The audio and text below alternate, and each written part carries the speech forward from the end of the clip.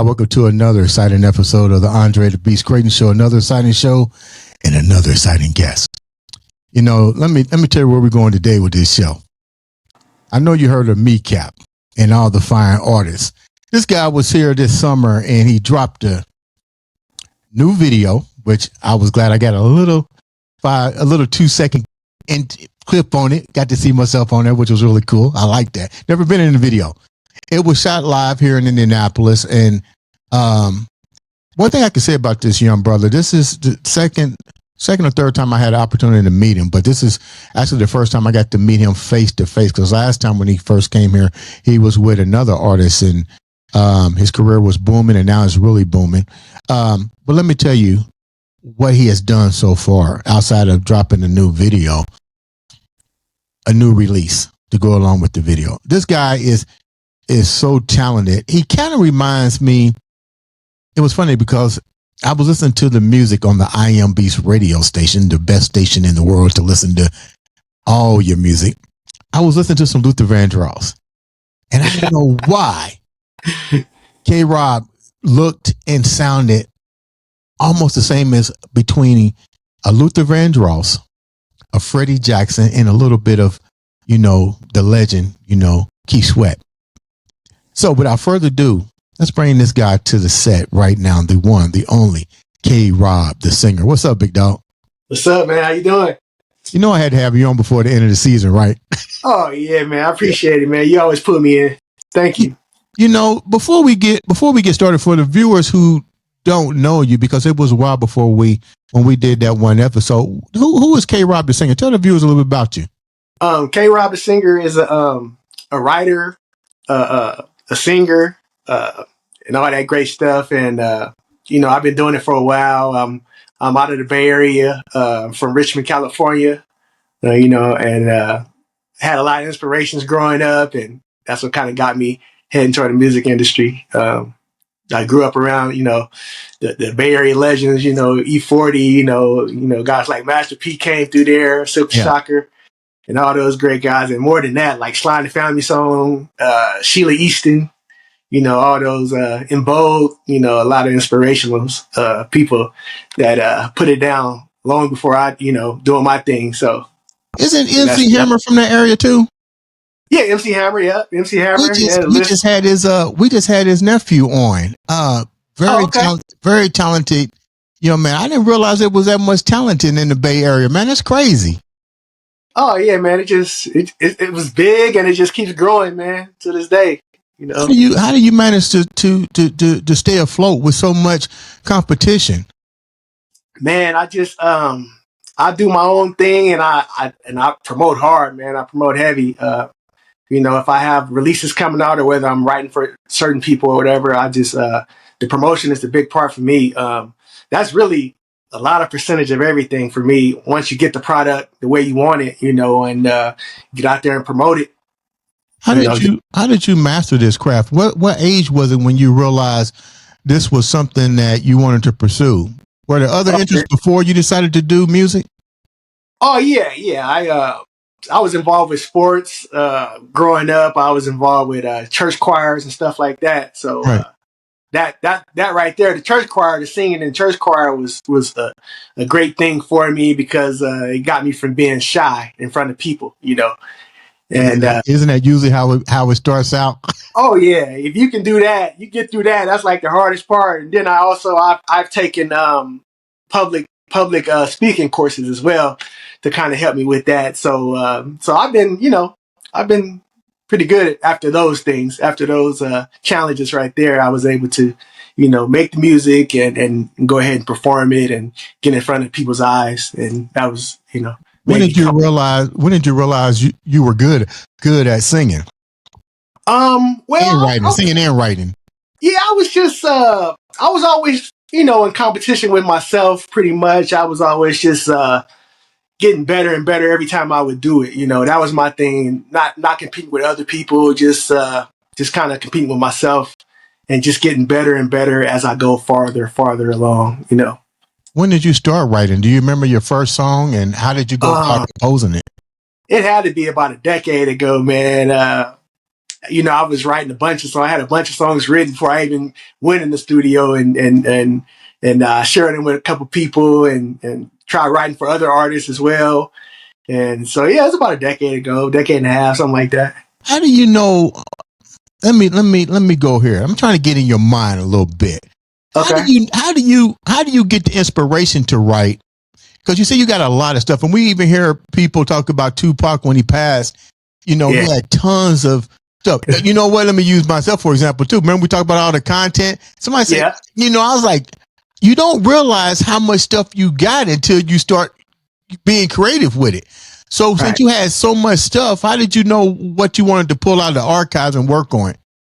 Well, it just depends. Like first off, I came out, I kind of wanted to work with other artists. As you've seen, you have some of the singles with other artists, major artists and indie artists. I work with anybody. It doesn't really matter, major, indie, whatever. And, but I was kind of doing like, collabs with artists, rappers, R&B singers.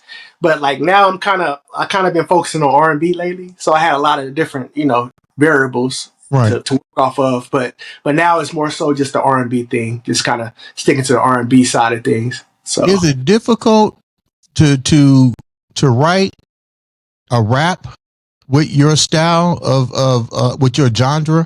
I know you have that smooth flow, but how difficult is it to bring the smooth flow over to rap? And if so, what type of rap do you really gravitate to that your music flows with?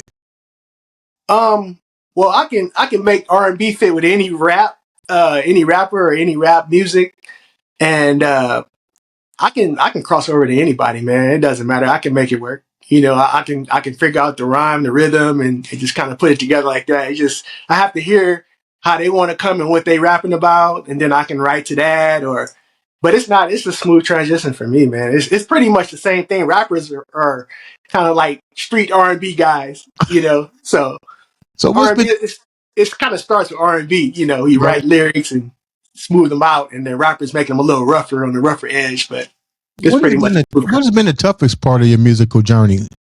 Because you're very young. I mean, let's get real. Yeah. It's not like you're up in age. So what's been some of the toughest hurdles you had to overcome?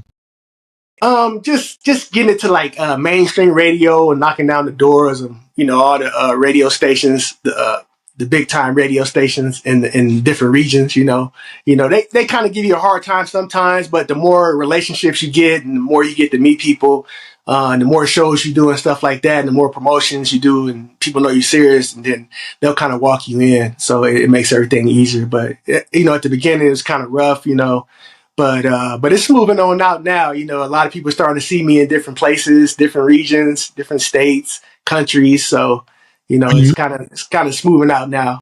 When you mentioned knocking on the doors of radio and so forth, but now everybody blew up with the social medias, with the Spotify, the Pandora. But like we talked about earlier, are you really making money? How do you change the narrative knowing that eventually those platforms are going to go away? I mean, let's get real. Are you really making that kind of revenue? And is the return on investment a lot different than what you expected? And if so, what do you have to change with the game to still enjoy your craft? Because let's get real. We all like what we do, but it still takes money to enjoy the craft. Right. The money, I always look at it like the money will come. You just put out great product and you get people to follow you. And like you said, the social media platform now is big. You get that and you get people to come out to your shows, and, you get as many shows as you can. You just do all you can do, man, and money will follow. I always heard people say that, and they're right. You just stick with it and you stick to the craft and don't do it for the money. Just do it for the love, and the money will come. But you put out the best you can put out, and promote it, and get it to the people, man. And your true fan base, they'll come out and see you, and they'll support you for sure. What has been the biggest two-part question? How do you determine how many shows you're going to do? How do you pick the geographical location? And then what was one of the shows that you did that you thought was going to be all that in a bag of chips, and it turned out to be not so, a big thing? How did you recover from it? Well, I love all my shows, I appreciate the people that's there and to come out and see me perform. That's everything to me, involving like the work I put in to create the music, and then I finally get to, share it with others and different fan base and K-Rob the Singer supporters. And what was the other question? The other question was how do you determine your geographical region when you're going to go on tour? Oh, well, I talk before I go out. I always talk to the different club promoters, because they have different venue sizes, big venues, small venues for major artists, indie artists. So I just try to jump in where I can. What kind of show is kind of like R&B ish or rap or hip hop. I'll go anywhere to perform. I'll perform for rappers, before rappers, after rappers. So I'm not really choosy about that. Anywhere I can get in, I'll get in. That's been my thing. Anywhere I can perform and get a slot, and I'll be there, as long as everything. How do you do that? Do you do 90? How much percentage of the marketing do you do? I know you're with MeCap, but how much of that? How much of that marketing do you actually do for yourself? Everything that MeCap doesn't do, I'll pick that slack up and do it myself. But MeCap does a lot for me, though. They does a lot of promotion on their end. But everything else I'll do. I'll get the flyers, the promotions, anything I would need. Like I have a flyer right here that I had printed up. The song I did with Gucci Mane, with this, and then the Temptation went out on the backside. Okay. So I print up flyers, man. I do a lot of like social media is easy platform. You can promote on there like crazy. So, and it's worldwide. And I prefer the internet more because it reaches the people faster than I can myself, or my street team or whoever I have out promoting with me. So social media is a great platform. And yeah, I do majority of promotions, set it up. I make the calls, call people and tell them what I want on the flyers, on the promotions, different things, and all that. But yeah, MeCap is a big part of what K-Rob the Singer does. What has been the most difficult part of the music industry since you've been in it? The most difficult part? Yeah. I'm not even sure, because I don't really look at it like any difficult part. Everything's a challenge, so I just go with the flow, man, and just keep doing me and just keep getting better and better as an artist and as a writer and everything, and building relationships as well as I move forward, all those qualifications, all those things that you need to do to move forward and get better and become the greatest you can become, Who are some of your mentors? You have a constant flow. Mm-hmm. I heard a couple of your fast songs I kind of like too, but okay. I still recognize the slow, smoothness. When you're singing, like who are some of the people that you hone your craft after? Man, I can name a lot of people. I'll start small and it'll grow for you. Well, most and foremost, Indianapolis owns Kenny Babyface Edmonds. He's a big part of what I like to do. Kind of looked at his work a lot. Listened to his music. Of course, we all have. Yeah. He's one of them. As far as the males, Sade on the female end of things, as far as R&B, and a lot of people, man, sliding the Family Stone, Tony Braxton, my cousin Tony Braxton, her work. Wait a minute. Stop the show. Did a lot of her work. Stop the show. What did you just say? My cousin Tony Braxton? Yeah. Okay, so have you went on tour, or has she invited you to open up for her or anything like that? Not yet. It could possibly happen easily, but we haven't got to that point yet. I just kind of been doing my own on the side thing, So she's heard you perform, right? Yeah. Her Trina Braxton was in Atlanta, at one of my shows that we had down there. Jams was down there in Atlanta, Georgia. We was doing some shows down there, and she was at the convention down there. So, and we took a picture. If you look on the IG, it's on there. So what did she say to you, cuz? What'd she say? She was like, "Hey, how you doing? You're doing your thing, because I haven't seen them in years, So Really? they was like, oh, you're doing your thing now, whatever, and make sure you stay in touch and this and that." And my brother, of course, was down there. He took a picture with her as well. Flow Rocker, Flow Rocker. Now you mentioned your brother. You have other family members that are also entertainers? Yeah. I have a couple people that was kind of in the industry, Really? through the years. Yeah. Wow. So who's been some of the most, outside of Babyface and your cousin, who's been some of the most bigger influence on you? Somebody that really pulled you to the side and gave you some wisdom about the industry? Man, I can speak on a lot of people, especially me growing up in the Bay Area. A lot of influences like E40, E40, he's a rapper. E40, Master P came through there. Silk the Shocker, a lot of artists, man. A lot of people that just kind of embraces you, when you're independent, especially, coming from the Bay Area. That's we have a lot of independent artists that come out of there, Really? But some continue on to go to the majors, they cross it over, but they all started independent. So, it's Is there a difference in geographical locations as it relates to what they call getting put on? It appears that the Bay Area really embraces and hands out that hand of extension, like, hey, what do you need? What do you need? You've been around all over. Like, what's the difference as far as vibe that you feel with the different cultures? Like, if you was in New York, what was that like? You was in Indiana, what was that like? We have Javen Jackson's in Florida, like, what's the vibe with each one of those areas that you've visited compared to the Bay Area?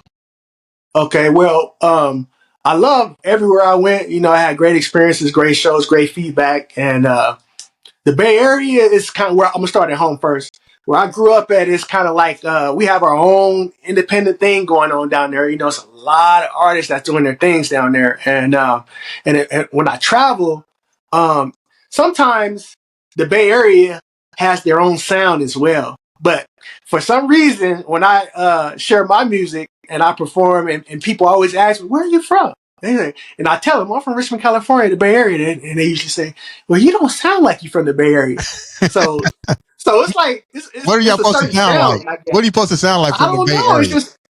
It's just a lot of just rap, I guess, or whatever. They be like, "The way you are, you just don't seem like you're from the Bay Area." I'm like, "Well, yeah, I'm from, Richmond, California, right in the heart of the Bay Area." So, but as far as like the other places, like Atlanta, the East Coast, New York, wherever, Indianapolis, it's kind of similar to the Bay Area as far as like the sceneries and stuff. They have the same. It's pretty much the same everywhere. It's just like maybe a different sound in different places.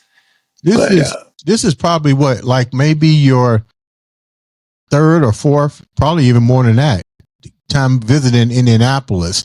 Oh yeah. Like, what's your connection outside of see it to Indianapolis? Do you work with a lot of the local artists here? Yeah, exactly.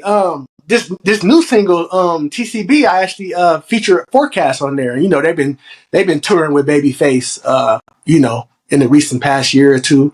Yeah. They're on this single, the TCB featuring Forecast. Yeah. So I've been working with all those guys, a lot of Indianapolis artists. So What do you think about the Indianapolis artists? oh, they're great, man. They're great. A lot of them great. 12, Damon Carl, I can go on and on, but they're all on the MeCap as well. So we're family. We're the family, the MeCap family. So Now I'm gonna ask you a question. You're from the Bay Area. Why MeCap versus somebody where you're at? Because there's a lot of independent artists there, so there have to be a lot of independent managers as well. So right. I'm pretty sure they try to pull you in. What made you decide to vacate your home turf to go with the other turf? Well, first of all, my brother, he had known Uncle Jams for quite some times, and they kind of put me together. So my brother had, he had a lot of relationships with a lot of different people. I can go on, even like Matthew knows Beyonce's father. Yeah. My brother, he know, we all know, I know all those, I know the Knowles families as well. But like I said, my brother has a lot of relationships, and he thought that Uncle Jams would be a good fit for me because he has a lot of credibility. Being a managing babyface, and writing a lot of songs himself. So Right. my brother just thought, let's expand a little bit. So he said, I'm gonna get you with Jams. So he introduced me to Jams. That's how I got with Jams. Were you looking at somebody else prior to that for your brother to even bring that up? I had a couple of, I could have gone with a couple people, but Yeah. I just chose to run with Jam since he can do some things for me, and I can do a lot of things for myself. Just kind of venture out. What did you have to do differently? We know how Sid is. He's this is how it needs to be. You know what I mean? He's not gonna. He might turn a little bit, but he's gonna look around that corner before he tells you to go there. But he's pretty much like this. How difficult was that for you to adapt to that way of mentality that he has? I didn't really have to do too much changing, man. Jams is a perfectionist. He will not put out, and I like the fact that he doesn't even like cursing on records, especially not for R&B artists. Right. He doesn't like curse words, so that's cool, and that's kind of where I'm at. Also, great R&B. I just heard the thing about Keith Sweat talking about R&B need to stop cursing on their albums, using curse profanity. Yeah. So, but yeah, I didn't have to ban or break too much for Jams. He's kind of like myself. Everything he pushed for, I've kind of been doing that already, so it wasn't a hard transition for me to make to start working with him at all. He's a perfectionist. I kind of I kind of get my stuff where it needs to be, and I grade myself hard as well. So it wasn't a hard transition at all. What do you like better? You like performing or you like writing? Actually, Don't say both. Yeah, I was gonna say I enjoy it all, man. But really, the creating part is exciting. You getting you putting down what you think and what you're coming up with, and you're trying to see if people gonna love it. And then the most gratifying feeling is when you get out in front of those people and you see they're bouncing around, they shaking and bobbing their heads, and then you feel better about it. So I enjoy all parts. Or you say don't say both, but performing is cool too as well because you finally get it to your hard work that you've done that people haven't seen. You finally get a chance to bring it out to the forefront. And you find out that they like what you put together. So that's a great feeling. When you getting ready to create a masterpiece and you feel the masterpiece is already done, that's a good. I want to run with this because you got so much material, and we see a lot of artists now. They just flood their music, and it's kind of like going to a buffet. I don't want a buffet. I want to sit down and enjoy a steak, some Merlot, some cheesecake. Yeah. Oh, yeah. I don't want all that. How do you get the final seal of approval? I know we as creators, we all would think our stuff is all that good. I know you're working with Sid. Sid ain't gonna just say go. Do you run that by him, or do you run it by other artists and say, hey, what do you think about this before I drop this out? Well, I run it with of course I run it by Sid, Uncle James Johnson. I run it by him. The producers, I run it by my brother Flo Rocker, and he may have some people listen to it outside of our little camp as well. I have my family listen to it. I'll have different people listen. I'll put ears on it before I even think about releasing it. And then, the last stop is my brother and Uncle Jams, and see what they think and see if it's ready. Because, you got to make sure your work is ready before you release anything. So you want to run it by people and get feedback and just see what they think about it as well. Have you ever put something out that you gave to them and you thought it was all that and they go, hey, this ain't it? No, not really. I You kind of don't make make sure no that. mistakes, Kay. Come on now. Yeah, I kind of. I mean, I'm not saying I'm perfect, but I do the best I can do before I even let ears on it. You know what I'm saying? Before I get it to people. So yeah, I try to do get it right before I even let people hear it. So That makes sense. Yeah, you already know the ingredients. So yeah, you have a set formula for all your music then, so it makes it a lot more easier. So if you're going right. to write a love ballad, you probably already can go to your recipe book and go, okay, this is my formula. I just need to tweak this. This is a dance song. All I need to do is tweak here. What do you tweak mostly? Do you tweak the beat, the hook? Like what's the biggest part of your you composing something? Well, when I usually write, I usually I usually write to the beat. So I would check with jams usually and just see like what should we come out with next? What kind of record should we come out with next? You know, because we'll be consistent, but like you said earlier, as far as like a buffet, Yeah. we kind of take our time and space it out. So that way, when we drop a record, we can get the full promotion on it. We don't rush a lot of records. We just do a little at a time. That way we can get the legs behind it and promote it. So we kind of space them out. But yeah, man, as far as the music, the hooks, I like to write to the beats. That's usually how I does it. I may write sometimes if I come up with something in my head, I might jot something down like a nice hook or something, but I have to fit it into that pocket of the beat. That's where I start at usually. So let me clarify this, make sure I'm cool. Mm-hmm. You want to hear the beat first before you start writing.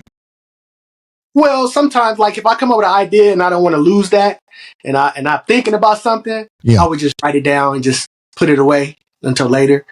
And then, but usually the beat is I would rather hear the beat and write to the beat and kind of flow to the beat and see what the beat is telling me, because the beat is important as well. You know, you want to kind of hear what the music is telling you so you know what to write in there.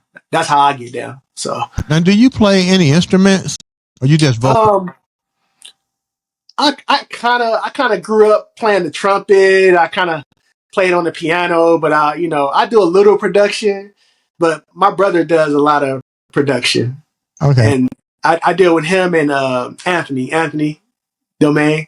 Okay. Domain, yeah. Am I Nutbush? No, but yeah, Bush, yeah. Okay. Anthony Domain Bush, yeah. Man, Yeah. that dude is talented, man. I Yeah, mean, like, yeah, he's down in Atlanta. man, he's talented. I mean, he can play instruments, he can sing, he Yeah. can write. I mean, like, That's where we actually recorded TCB Feature Forecast. We recorded that in Atlanta. really. Yeah, that's where we recorded that record in What was Atlanta, it Georgia. like for you guys to all meet up and then work with such an artist as Nutbush? Oh man, it was wonderful, man. We how we came about it, man. I was doing a show in Atlanta one time, and we talked about working together one day, and we was like, yeah, I was like, well, talk to Jams and we'll get it all straightened out and get it figured out, and Jams hooked it up, man, and here we go, with this new one, TCB featuring Forecast. We finally worked together and put this piece together, man, and here it is. Now, the TCB, in your opinion, did it start out as a solo? Yeah, well, yeah, it kind of started out. Me and Jams had talked about it, and Jams came with a little bit of idea on it. He was like, "Yeah, TCB, taking care of business. That might be a good hook."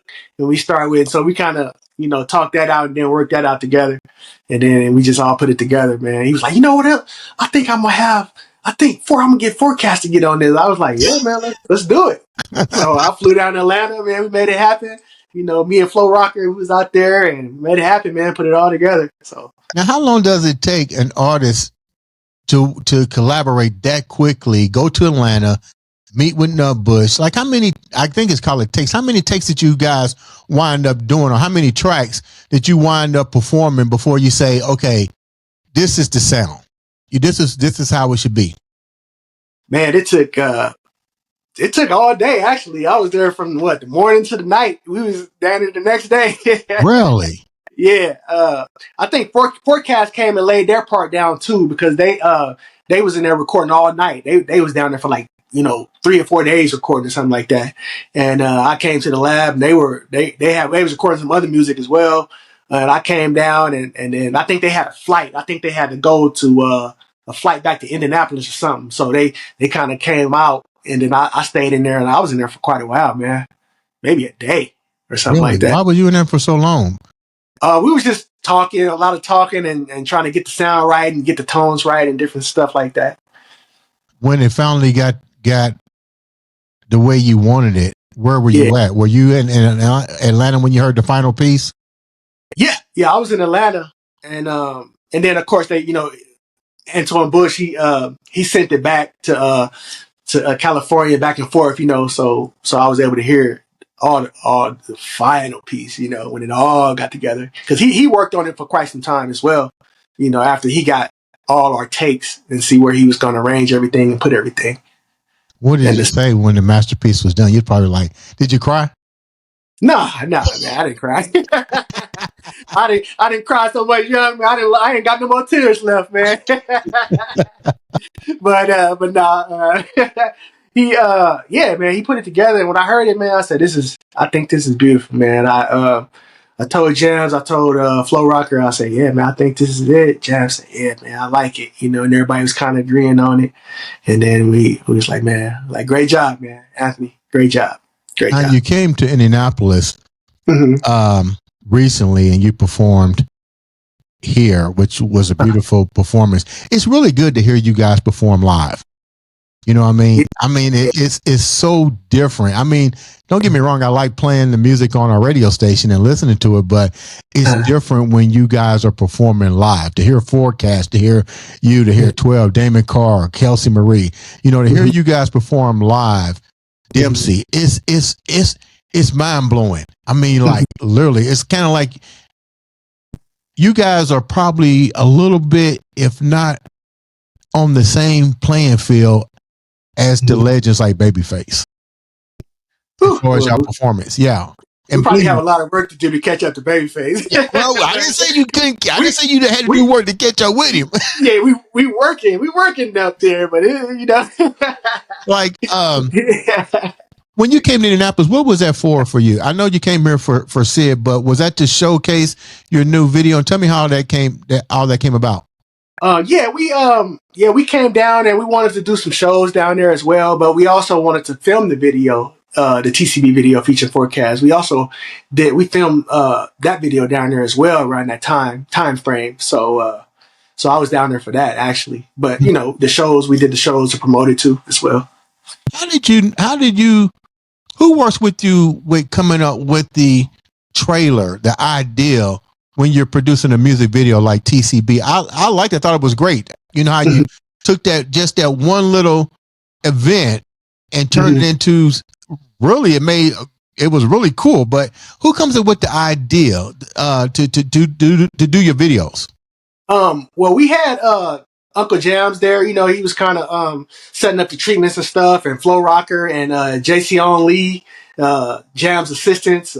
He had another assistant there as well. I forget his name, but he's an assistant. I think he does assistant work for Forecast. Right. And then Forecast was there, and we all put it together, man. We kind of like, we put the scenes together like kind of like on the spot. They kind of had an idea of where we wanted to go with everything, and we just set up different scenes and different locations from there.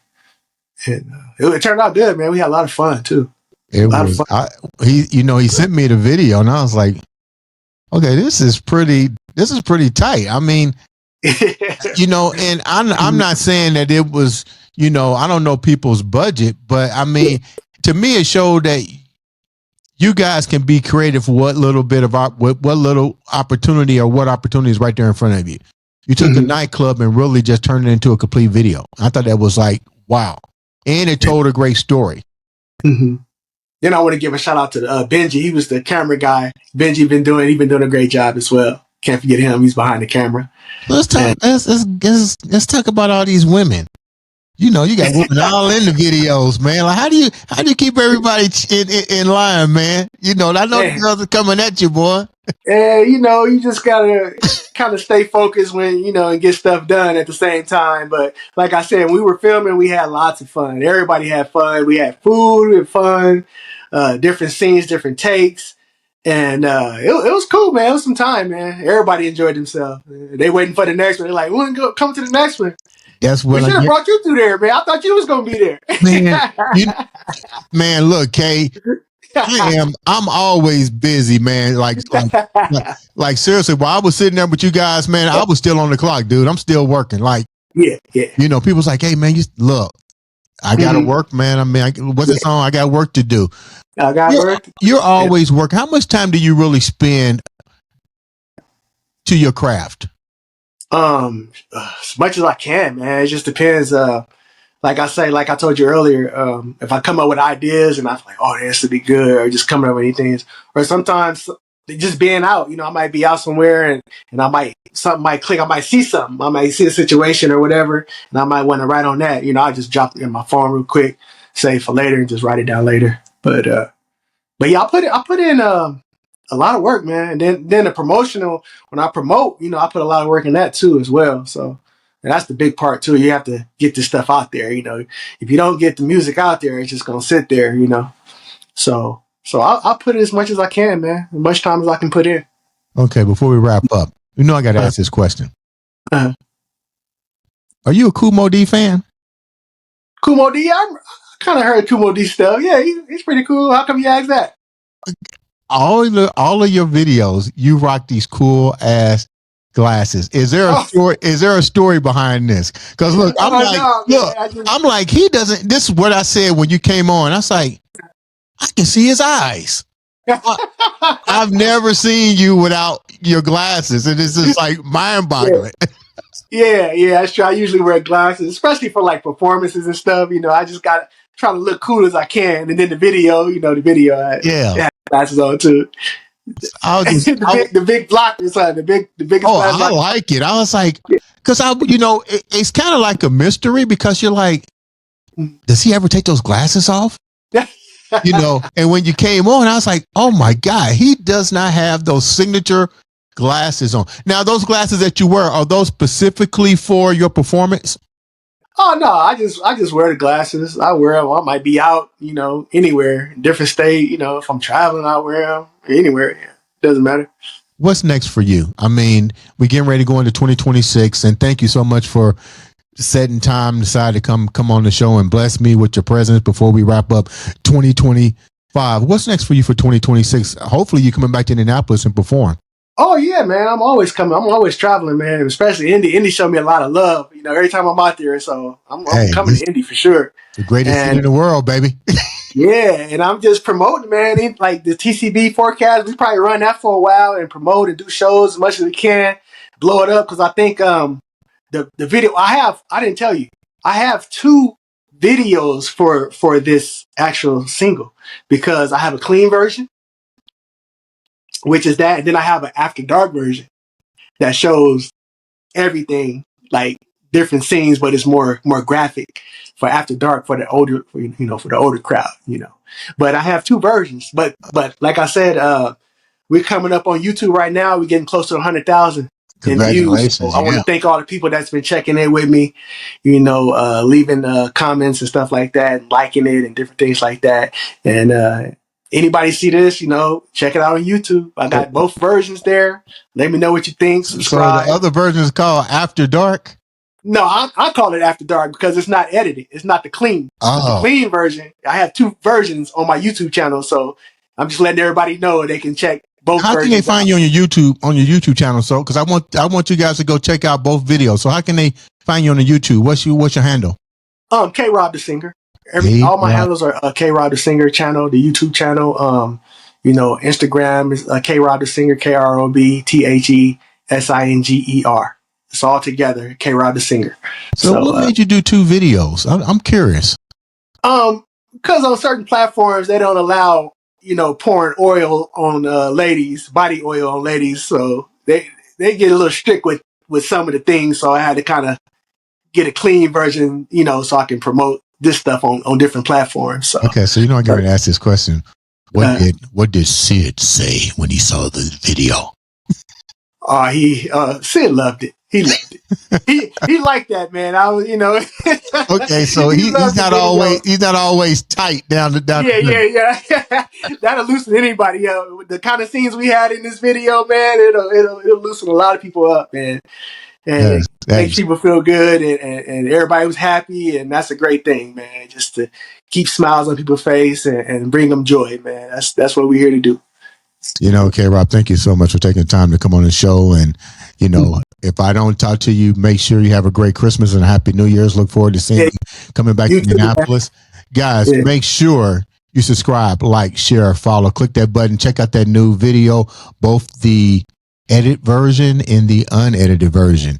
Make sure you also listen to Temptation on the I Am Beast Radio Network. Download the app at zeno.fm. Search I Am Beast Radio. K-Rob, we playing all your music, buddy. Every single song you got out. Appreciate the love and support.